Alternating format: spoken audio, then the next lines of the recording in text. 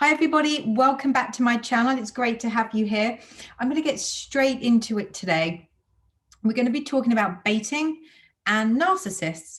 And I'm going to share with you, especially for those of you that are new to the concept of baiting and what that means and why it's so important for a narcissist to use this particular tactic on you.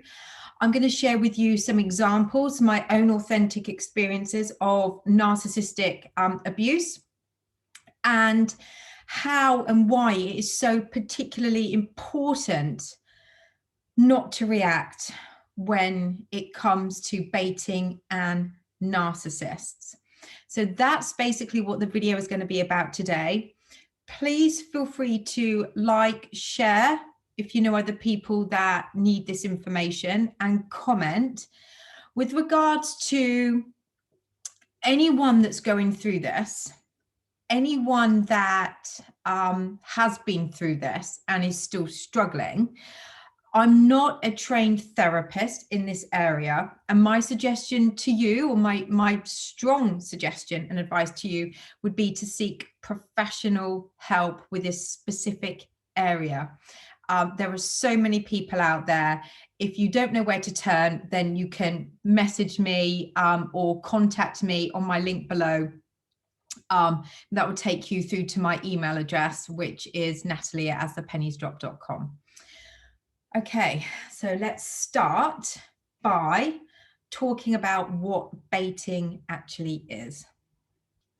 So baiting is a tactic used by narcissists that or people with not high narcissistic traits, should I say, that is a form of projection. So from what they are feeling internally about themselves, they are pushing that out and externalizing that out onto you. Now, they thrive on negative energy. So the more they can be in control of a situation, the more they have power over you, the better that they feel. So when you react to an antagonistic situation that they've caused, you are feeding them exactly what it is that they need, then they want to be able to survive as a narcissist. And it's extremely important to understand that when you meet these people, or if you've grown up with these people, I mean, these people can be boyfriends, girlfriends, family members, friends, work colleagues, bosses. They can come in any kind of shape or form. But what's really important to know is when you first meet these people in the beginning, what they're doing is they're collating information about you to find out where your triggers are, to understand what your vulnerabilities are. And they will use this and they will throw it back at you purely for you to react, for them to feel better about themselves, to get that negative energy from you, to put them on the pedestal, to put you down as low as they possibly can, and to make you feel weak and confused and unstable. And they will make you feel like you are absolutely going crazy as well. So the baiting tactic that they use is like somebody poking at you, trying to trigger you purposely just because they've got stuff going on inside of them to try and make you react. And it really is that cruel, that unkind, and that simple. It is a form of bullying, manipulation, and intimidation. These people with these traits are masters of deception. They will promise you the world, your dream life, and they will not ever deliver. And that will crush you. And they will have absolutely no empathy, care at all about how they have hurt you to this extent, to any extent. Now, I experienced this, like I said, in a variety of different types of relationships, extreme with my family, friends, and also ex-loving partners too. And it is soul destroying. But thankfully, and this is something that I want to say to anyone, again, who's going through anything like this, is that you are absolutely 100% super incredibly amazing and powerful if you're able to walk away from this. You really, really are. It is the hardest thing, I would like to say, to do, especially when all you've wanted to do is just love that person. It is the hardest thing to do. So if you are working towards this, or if you've managed this, give yourself a massive pat on the back, because you are super powerful and I'm so proud of you. So I'm going to start by going through some examples that I've written down here of things that happened to me, which you might think is, that's not really much, but this is just a few examples over a 5-year period, and from a relationship perspective, and also over a lifetime period of families and friends up until recently. And when I say recently, probably the last couple of years, I've been able to let these people go from my life because I found my superpower. Okay, so one thing before I go into this is that success, write this down, put it all over your house. Success is absolutely terrifying for a narcissist. Success is terrifying for them. And these examples I'm going to share with you are all based around me thriving and being successful. Okay, so first example, I used to teach exercise classes and I loved it and I was amazing at it. And I always had full classes and I really, really enjoyed it.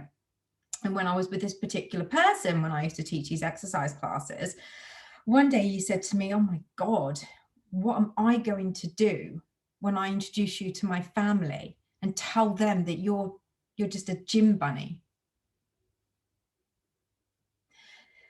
And then the following year, I actually stopped teaching exercise classes because I got too many injuries. And this is what he said. "You know what, when I first met you, you did all these amazing things and now you do nothing. You don't even teach your exercise classes anymore."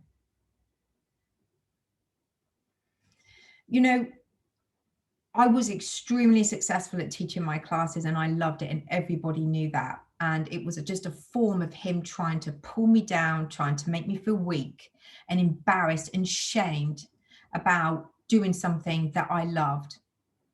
And I didn't react externally to that. I reacted internally. It bloody hurt. It really hurt, because I would never say that to somebody that just loved doing something, was really good at it. It didn't matter what it was. If they enjoyed sweeping the streets and they were good at it, good for them, you know. But this just shows the conflict. You know, I don't want you to do that because you're successful at it. Oh my God, you're worth nothing now because you don't do anything. In fact, I was still doing lots of different things. But those comments, that instability in your mind, that confusion, that's just one example. And I didn't react externally, but I reacted internally and it hurt a lot. I was preparing for a really important interview. I was being promoted potentially to this job at this company that I loved working in. And I did get the job, by the way. And he'd said, "I want you to stay over the night before your interview." And I said, "Well, I will, but I'm going to need to do some prep. I would really like it if you could help me." "Yeah, that's fine." So I'd done a lot of prep for it. So I was well prepared. I just wanted to get through some questions and answers that I'd prepared. And 20 minutes in, he was just sat there.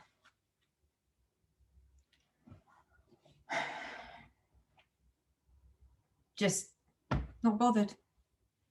This is an extremely intelligent person that knew that he could really help me and just wasn't bothered. He wasn't bothered. He just got up, went and got a beer, and started watching the football. And so that night, I couldn't believe the shock of the lack of empathy and support and kindness. I was just, and all he just was, I'm just bored now, not interested. So guess what happened? That night I had such a bad night's sleep. I didn't sleep. I was tossing and turning. I couldn't get away. I wanted to get away. It was just horrible, absolutely horrible. So that's just another example of me trying to feel my potential in this world and being successful at something that I wanted to give a go at, and it was being destroyed by him. And again, no empathy whatsoever. And I did react, not extreme, but I was just absolutely shocked. And he didn't care. He didn't care. He didn't care what I said. He didn't care how it was important to me. He didn't care. Like I said, I got the job. The other example that I wanted to share, family members treated me appallingly, using this baiting tactic, and only because they wanted to get a reaction from me to make themselves feel better. And they would literally have smiles on their faces. And as soon as I reacted to whatever cruel thing that they were saying to me, as soon as I exploded, because I used to then, I don't now, but I used to then. As soon as I did that, they would literally come back at me even harder and stronger. And they'd have smiles on their faces. And then it would be, oh, look, there she goes again. She's the crazy one. She's the nutter. But they were the ones poking and triggering. And I hadn't learned then about how to not react. I hadn't learned why I was reacting and understanding what their part of it all was. But it is all about them wanting to feel better by bringing you down. And the more successful you try to be, the more they want to bring you down. So the more you react, the more you're feeding them. I mean, I just said they had the smile on their faces. They were happy that they were doing this to me. Friends, situations. This is, where you are, you're invited out. So I'd be invited out with my mates and I'd be so excited about going out, and I'd get dressed up and make myself look all pretty. And I'd get there, and before long, boom, I was just there to be laughed at, to be joked at, to be put down. And some of the things that these girls said to me were absolutely unforgivable. And I would just sit there, drinking my drink, feeling such hurt from these people. Such hurt and pain. And again, I never externalized it, but you would have been able to see by my eyes maybe watering, or just me not being able to even look at them anymore, or I would leave early. They had their fun. And again, it's all about bringing me down to make them feel better. So, but I also, either side of all of this, so that's like the baiting, either side of that, it would be the other put downs of, I can't invite you to this thing today because you are just not good enough to be in front of people. Or you do know why you can't come to this with me, don't you? Or my body would be put down. It would put down my body, particular parts of my body. There was just a lack of care of anything. There was no support. There was just a lack of everything. But that is what happens when you're in a cycle that you don't know how to get yourself out of. So, yeah. So before I understood exactly what it was that the narcissists fed on or feed on, which is power and control, negative energy, I would react. And I've just given you some examples of that and how that never got me anywhere. It just got them the power and the control over me. And it held me back living the life that I wanted to live.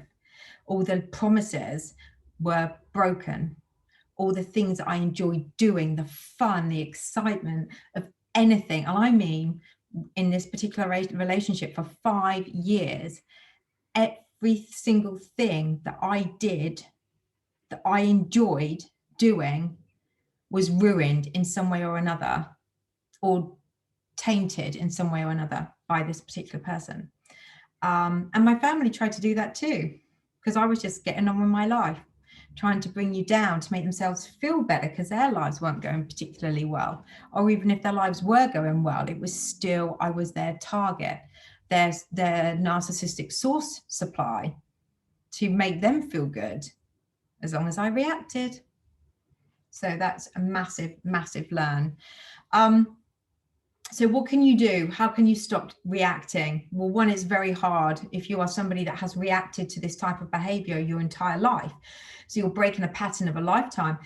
But some things to think about are when you're being baited is if they can sense and you're blinking too much, or your chin's wobbling, or your eyes are watering a bit from the things that are being said, or you're starting to shake because the pain that's coming through your body is so intense, they have won.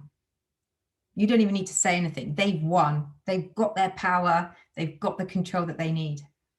So you want to kind of hold your own as much as you possibly can, just look them in the eye. Just continue to look them in the eye and just hold it. And you are going to feel hurt and pain, understandably. And what you want to do while they're talking to you, shouting at you, belittling you, devaluing you, is just, if you can, just sit there and in your mind, recognize what you're feeling and tell yourself it's okay. What's happening to me is making me feel this way, and that is okay. I am allowed to feel hurt. Am I allowed to feel pain? I'm allowed to feel the way I'm feeling. Now, you want to try and disguise that as much as possible to that person, but acknowledge it to yourself. So you say that to yourself silently. And then when they've stopped talking, just simply say, I say simply, because it will become a routine the more you do this, because you'll stop feeding them, is thank you for explaining to me how you feel about me. Thank you for telling me what you think of me. And you just stay silent. And they might come back with another bait. And it's going to compound and compound and compound. And this is where your strength and your superpowers need to be kind of activated. And as much as you can, try to hold it. And then when they've walked out of the room, or maybe when you've left the house to go and get some groceries or whatever, you can be in the car and scream and shout and cry, give somebody a call. My personal advice, my strong advice to you would be get in contact with a specialist in this particular area. If you're going through this, or if you've been through this, because when you've been through this, you're still going through it, because it still goes over in your mind. Always remember that you've got free will. You do have free will as well. You have choices and you have free will, and there are people out there that can help you. They really, really can. I think that's from a managing your reaction. There are some things that I would recommend doing, and I've done. And, even when I've had like the eyes watering, I've had my big dark sunglasses on at the time, I remember, and my eyes were watering, and I was thinking, don't cry, just don't cry, just don't cry, just don't cry, just don't cry. It's okay. It's okay. I'll be okay. I'm safe. I'll be okay. I'm safe. I'll be okay. And when I was having all this kind of awful words said to me, and I remember just saying to him, I don't think what you've said is very nice. And I just got, I'm going to say whatever I want. These are my feelings and I'm sharing my feelings with you. And, you know, that's the response I got. And I was like, but, you know, even that, I wouldn't say that now. I'd just say, thanks for letting me know how you think about me. And then just move away. They might follow you. But obviously, like I said, if you're going through something like this, I know how traumatic it is. And it still is traumatic in a way for me too. And having specific therapy is going to be the most rewarding thing for you, even if it takes, you know, time.